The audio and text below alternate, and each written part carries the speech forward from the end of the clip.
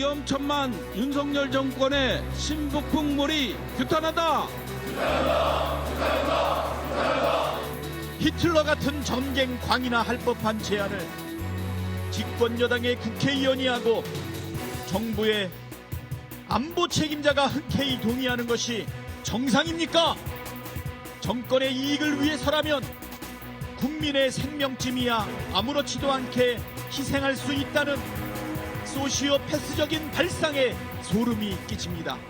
정부 여당은 가뜩이나 불안한 안보 상황에 대한 우리 국민들의 우려를 잠재우기는커녕 장기판에 말 옮기듯이 가벼운 말로 위기를 부추긴 데 대해서 사과해야 합니다.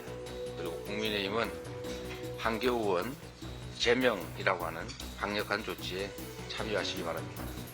북한이 러시아에 파병을 한 것에 대해서는 단 한마디의 비판도 못하는 의원들이 국회의원 개인의 텔레그램 대화를 가지고 이것을 악마화하는데 제가 봐선 참 가소롭습니다. 심리전이 전쟁하자고 하는 것으로 이해한다는 자체가 무식의 소치입니다. 네, 한 주간 있었던 정치권 이슈 내부 모시고 자세히 짚어보겠습니다. 박창환 장은대 특임교수, 최수영 전 대통령직 인수위 전문위원, 최인호 전 더불어민주당 의원, 홍석준 전 국민의힘 의원과 함께합니다. 안녕하십니까? 안녕하세요. 어서 오십시오. 예. 앞서 이제 잠깐 얘기도 나눴습니다만은 이 북한군의 이른바 우크라이나 파병을 놓고 여러 가지 좀 논란이 좀 있는 것 같습니다. 여당 내에서는 우크라이나에 가 있는 북한 군대를 우리의 무기로, 우리의 미사일이라든지 이런 걸 이제 우리가 우크라이나 지원을 해서 좀 때려야 되는 거 아니냐, 뭐 이런 생각을 갖고 계신 분이 혹시 있나요? 제가 알고 있는 범위 내에서는 당연히 없죠. 지금 한기호 의원이 이제 이야기한 것은 예. 일단은 대북 심리전을 이제 많이 좀 하자. 뭐 그런 것도 뭐 개인적인 어떤 의견을 한 것인데, 그러니까 지금 북한군 폭풍군단이 간 것에 대해서 북한 일반 인민들은 모르고 있고 특히 관련된 군인들의 가족까지 지금 집단 예. 수용소에 지금 가두었다는 그런 어떤 보도가 있지 않습니까? 그런 어떤 상황이기 때문에 이런 어떤 상황에서 북한군이 파병 갔다는 것을 북한에 많이 알려 심리전을 활용하자, 뭐 그런 어떤 차원이다. 차원인데, 지금 민주당이 지금 이렇게 전쟁 광이다, 소시오패스다 이렇게 하는 것은 김정은이나 북한에 대해서 이렇게 비판을 해야 되는 건데, 이 여야 간에 이게 전통적으로 이 안보나 이 외교 관계에는 진짜 여야 어떤 그런 어떤 차이가 없어야 되는데, 이렇게 북한에 대해서는 아무런 말도 하지 않고 삶은 소대가리라고 국가 원수를 비판해도 아무런 역할을 하지 않고 하는데, 북한을 지금 현재 윤석열 정부 비판한 한 100분의 1만이라도 민주당이 비판을 좀 했으면 좋겠습니다. 예. 여당에서는 이렇게 안보를 가지고 민주당에서 선동질을 하냐라고 비판을 하고 있고, 말씀을 하신 것처럼 북한의 그 러시아 파병 관련해서는 아무 말도 하지 않으면서 개인적으로 주고받은 문자 메시지 가지고만 이렇게 뭐라 하느냐라는 입장입니다. 네, 우선 뭐 저희들이 아무것도 안 한다 이거는 아니고요.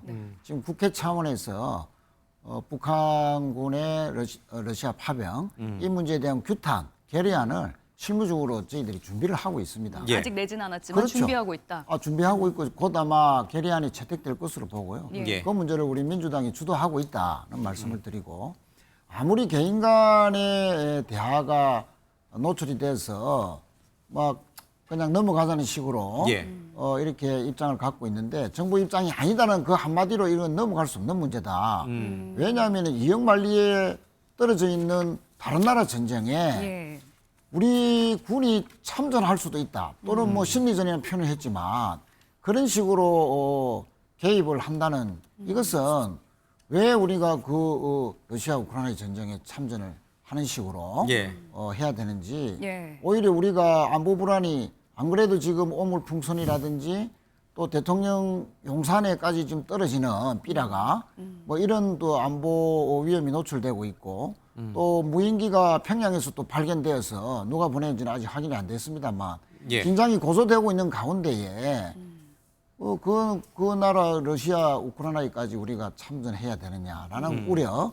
이렇게 되면 한반도에 또 다른 한반도 쪽으로 전쟁의 불길이 혹시나 올지도 않을지 안보 불안을 가중시키는 이런 그 발언을 서로 주고받았다는 것에 상당히 우리가 경악을 금치 못하고, 특히 대통령실의 안보실장이 물론 의례적인 답변이라고 하지만 대통령실에서 공식 입장도 아니라고 물론 뭐 얘기를 그렇죠. 했습니다. 그렇게 하겠습니다라고 예.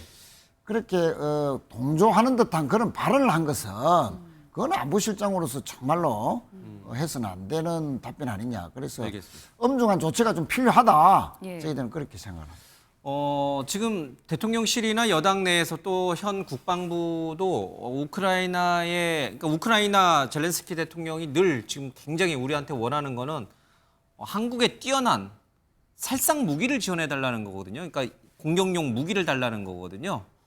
이거에 대해서 우리 정부나 아니면 국힘 내부나 대통령실이나 아직은 그 단계까지는 검토를 하고 있지 않는 거죠. 그렇죠. 혹시나 검토는 하고 수 있는 건가요? 대통령실에서도 심각하게 지금 바라보고 있고 예.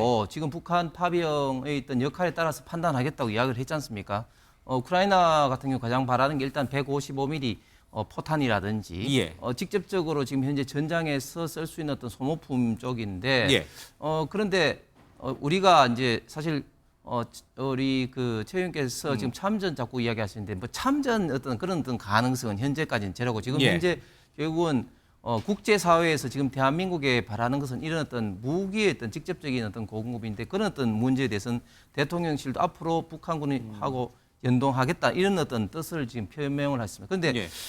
저는 만약에 그 우리가 6.25 때를 생각해 본다면 우리를 결국은 국제 사회가 돕지 않았으면 지금 완전히 이제 적화 통일된 북한의 어떤 지배 체제에 있는 거 아니겠습니까? 그렇기 때문에 이런 어떤 국제 사회의 어떤 요구에 대해서 우리가 어디까지 협조를 할 것인가? 예. 국제 중추 국가 중에 하나인 대한민국이 어디까지 협조할 것인가? 이 문제는 정말 초당적으로 고민을 해봐야 될 문제인 것 같습니다. 알겠습니다. 이거는 상황 전개에 따라서 굉장히 예민한 문제니까 조금 더 저희가 신중하게 상황을 전개하는 걸 보면서 좀 코멘트를 좀 듣도록 하겠습니다.